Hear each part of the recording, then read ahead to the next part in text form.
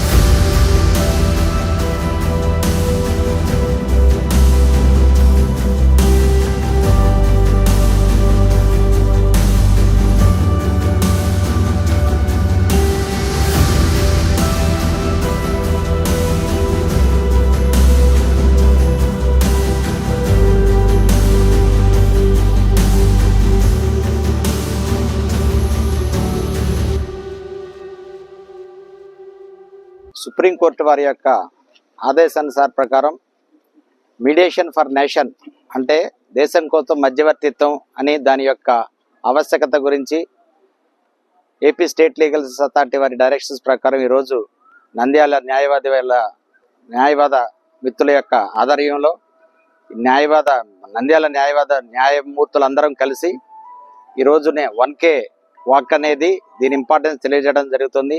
ఆ కార్యక్రమంలోనే ఈ రోజున మా న్యాయవాద మిత్రుల సహాయకారంతో మేము ఈ నంద్యాల పట్టణంలో పుర ప్రజలందరికీ తెలియటం కోసం ఈ 1K వాక్ చేయడం అనేది జరిగింది. ఇది as per the directions of supreme court. దీని యొక్క ముఖ్య ఉద్దేశం ఏంటంటే మధ్యవర్తిత్వం యొక్క వినియోగం, దాని ఉపయోగించి తెలుసుకోవడం కోసం అని మేము ఈ కార్యక్రమాన్ని చేపట్టడం జరిగింది.